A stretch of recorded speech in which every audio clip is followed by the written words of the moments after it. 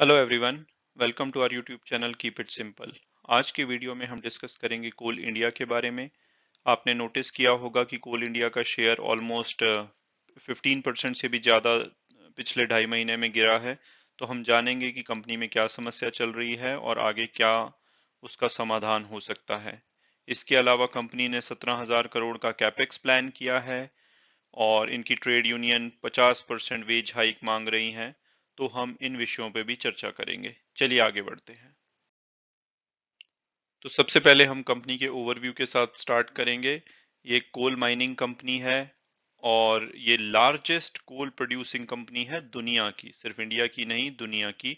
और इनके अगर हम कस्टमर की बात करें तो large thermal power generation companies इनकी कस्टमर हैं, स्टील एंड सीमेंट प्रोड्यूसर्स हैं और काफी सारी पब्लिक और प्राइवेट इंडस्ट्रियल कंपनीज इनकी कस्टमर हैं।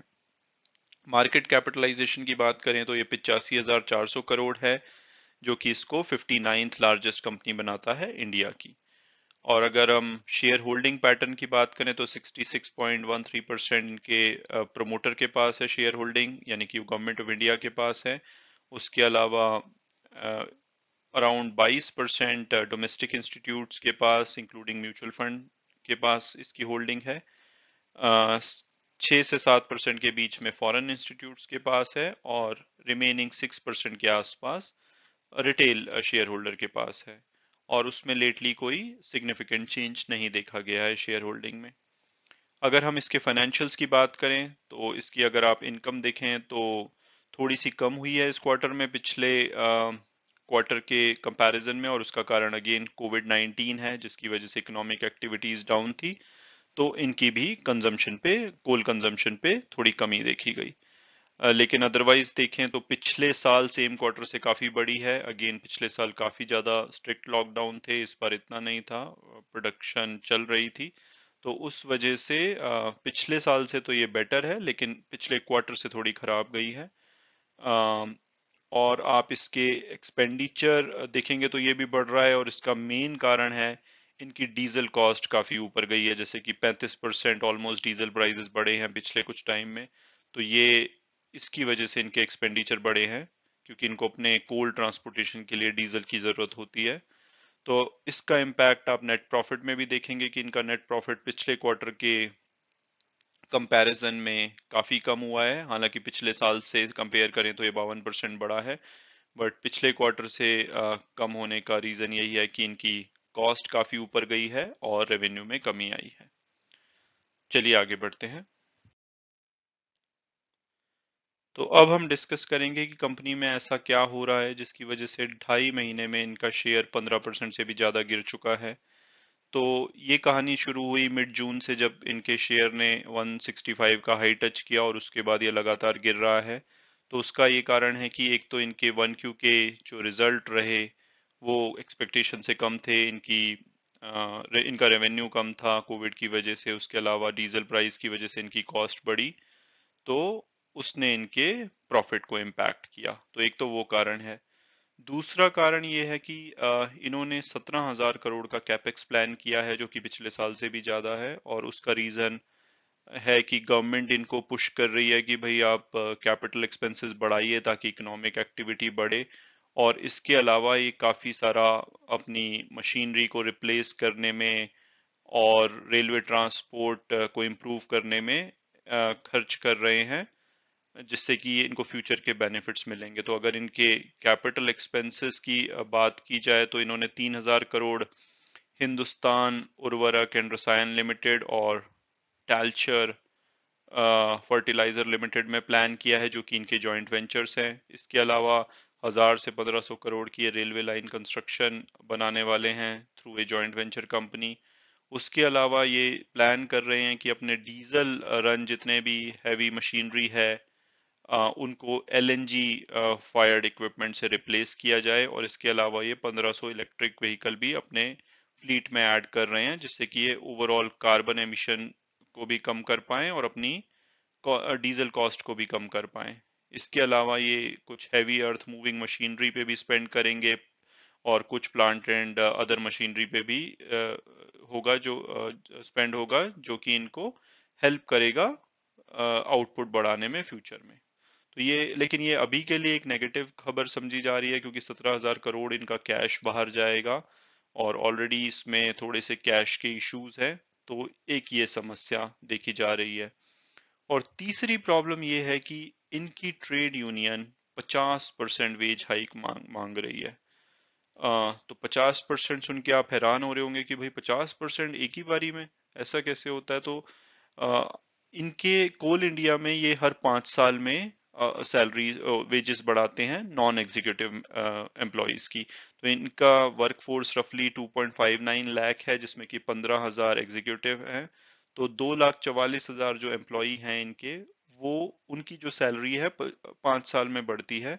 और जो इनका पिछली बार उनके साथ एग्रीमेंट हुआ था वर्कर्स के साथ, उसमें इन्होंने 20% का काइंड ऑफ अग्रीमेंट किया था कि हम 20% से आपकी सैलरी बढ़ाएंगे। लेकिन अब ट्रेड यूनियन कह रही है कि नहीं भाई, अब 50% से बढ़ाइए, क्योंकि आप अपनी वर्कफोर्स कम कर रहे हो लॉन्ग टर्म में, और इसके अलावा आपकी प्रोडक्शन बढ़ने जा रही है, उसके अलावा आप प्राइस भी बढ़ा रहे हो, तो आप इतना प्रॉफिट ऐड करोगे तो आप उसको शेयर करो एम्प्लॉय के साथ। तो उनकी डिमांड है कि भाई 50% से बढ़नी चाहिए। हालांकि मैनेजमेंट इनकी ये कह रही है कि भाई 50% बढ़ाना तो काइंड ऑफ इम्पॉसिबल है, क्योंकि अगर ये 10% भी बढ़ाते हैं तो इनको रफली 5,000 करोड़ एक्स्ट्रा खर्च करना पड़ेगा। तो ये एक कुछ समस्या चल रही है, जो कि जुलाई 2021 से बढ़नी थी सैलरी। तो देखते हैं कि इसका आगे क्या रिजल्ट निकलता है। तो अब ये तो हो गई प्रॉब्लम जिसकी वजह से may be share price impact हुआ है। तो अब क्या ये प्रॉब्लम बहुत ही डिफिकल्ट हैं, सॉर्ट आउट नहीं होंगी, या इन पे इनको सॉल्व किया जा सकता है और जिससे कि वापस कंपनी का शेयर प्राइस ऊपर जा सकता है? तो अगर हम देखेंगे इन प्रॉब्लम के बारे में, तो जो पहली प्रॉब्लम ये है कि इनके रिजल्ट खराब आए। तो अब इकोनॉमी इज इम्प्रूविंग, कोविड 19 अब अंडर कंट्रोल आ रहा है, होपफुली थर्ड वेव नहीं आएगी, और जिसकी वजह से इनकी डिमांड काफी बढ़ रही है और प्राइस हाइक इज एक्सपेक्टेड। और इसके अलावा ये आत्मनिर्भर भारत के अंतर्गत जितना भी इंपोर्ट होता है कोल बाहर से, उसको सब्स्टिट्यूट कर रहे हैं उत्तर प्रदेश, मध्य प्रदेश और कुछ अदर स्टेट्स में। और अभी लेटेस्ट खबर ये है कि इनकी जो आर्म है नॉर्थ की, एनसीएल, उन्होंने एक ही दिन में हाईएस्ट एवर 387 के टन कोल डिस्पैच किया है। तो डेफिनेटली इनकी डिमांड बढ़ रही है। तो जो कि इनके रिजल्ट खराब रहे थे कोविड की वजह से और डीजल प्राइस बढ़ने की वजह से, वो अगर ये अपने प्राइस बढ़ा लेते हैं और इनकी एक इकोनॉमी जैसे वापस आती है और डिमांड बढ़ती है, तो मुझे लगता है कि वो प्रॉब्लम सेकेंड क्वार्टर या थर्ड क्वार्टर तक सॉर्ट आउट हो जाएगी।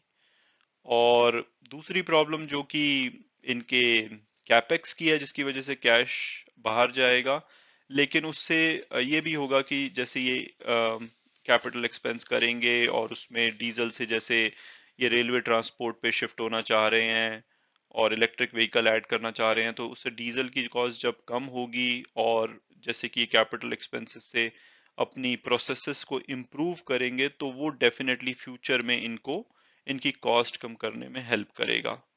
तो ये शुरू के कुछ एक्सपेंसेस हैं जो कि फ्यूचर में इनको काफी फ्रूटफुल होंगे। तो मुझे लगता है कि ये कैपेक्स भी अल्टीमेटली इनको पे ऑफ करेगा।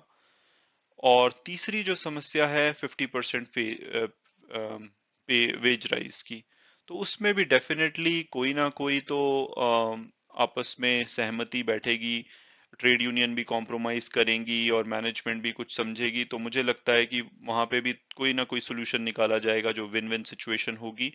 और इसके अलावा काफी हद तक जो कि ये प्राइस इंक्रीज की वजह से और वॉल्यूम इंक्रीज की वजह से, प्रोडक्शन इंक्रीज की वजह से काफी सारा उसको कवर कर लेंगे। तो मुझे लग रहा है कि वो प्रॉब्लम भी सॉर्ट आउट हो जानी चाहिए। और जो कि ये प्राइस हाइक की बात कर रहे हैं, वो ओवरऑल उसके पीछे का रीजन ये भी दे रहे हैं कि एक तो भाई इंटरनेशनल फ्यूल प्राइसेस बढ़ रहे हैं जो कि इनका रॉ मटेरियल है। उसके अलावा आप अगर क्लीन एनर्जी ट्रांजिशन की बात करते हैं, तो आज की डेट में देखा जाए तो 70% जो एनर्जी जनरेशन है इंडिया में वो कोल के थ्रू हो रहा है, 12% रिन्यूएबल के थ्रू, 10% हाइड्रो पावर, 3% गैस और 3% न्यूक्लियर। तो आप ये देखेंगे कि मेजॉरिटी कोल के थ्रू है, और अगर आपको क्लीन एनर्जी ट्रांजिशन की तरफ जाना है और इंटरनेशनल प्रेशर भी है कि भाई कोल प्रोडक्शन को कम करो, तो उसमें भी हेल्प करेगा। अगर ये प्राइसेस बढ़ाते हैं तो कंज्यूमर देखेंगे कि भाई हाँ, हम क्लीनर ऑप्शन की तरफ जाएं। तो इन ए वे अगर ये प्राइस बढ़ाते हैं तो ओवरऑल कोल प्रोडक्शन फ्यूचर में कम होगी, जिससे कि मतलब विन विन अगेन सिचुएशन है कि अ, लोग क्लीन एनर्जी ऑप्शंस देखेंगे और इनकी भी जो प्राइस बढ़ेगा वो इनको हेल्प करेगा वेज राइज से और करंट जो प्रॉब्लम ये कंपनी फेस कर रही है उनको डील करने में। तो ये एक समरी थी। मुझे ये लगता है कि प्रॉब्लम्स डेफिनेटली हैं जिसका कि शेयर प्राइस पे इम्पैक्ट दिखा है, लेकिन जैसे जैसे इकोनॉमी इंप्रूव हो रही है और जो इन कंपनी के प्लान हैं तो वो उनको सॉर्ट आउट कर लेंगे। तो अब हम अगर डिस्कस करें कि शेयर प्राइस, उसके बारे में क्या सोचना है, तो अगर मैं ब्रोकरेज हाउस की बात करूं तो शेर खान और मोतीलाल ओसवाले बोलते हैं कि भाई इनकी डिमांड स्ट्रांग है, तो ये प्राइस 185 का एक्सपेक्ट करते हैं। इसके अलावा आईसीआईसीआई डायरेक्ट ने 160 का प्राइस एक्सपेक्ट किया है, जो कि करंट प्राइस से काफी ऊपर है। और इसके अलावा टिकर टेप के एनालिस्ट का जब मैं स्टडी कर रहा था तो उन्होंने भी 177 का एवरेज प्राइस किया है। तो आप देखेंगे कि 160 से 185 के बीच में अ, वो एनालिस्ट प्रिडिक्ट कर रहे हैं इसका प्राइस। और 75% टिकर टेप के और मनी कंट्रोल के 100% एनालिस्ट इसमें बाय रेटिंग दे रहे हैं। तो ओवरऑल ब्रोकरेज हाउसेस काफी बुलिश हैं।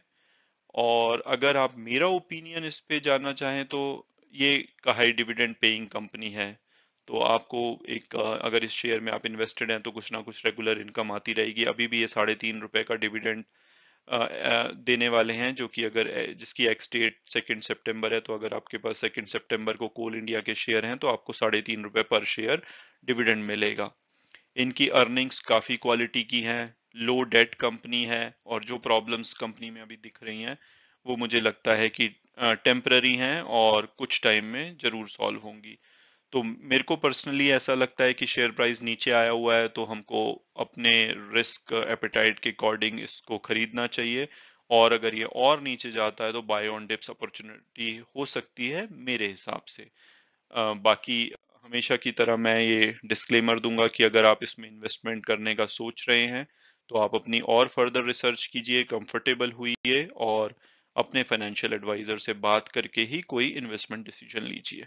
तो ये एक छोटा सा वीडियो था कोल इंडिया पे। Hope you like it. Thanks for watching the video and God bless you all.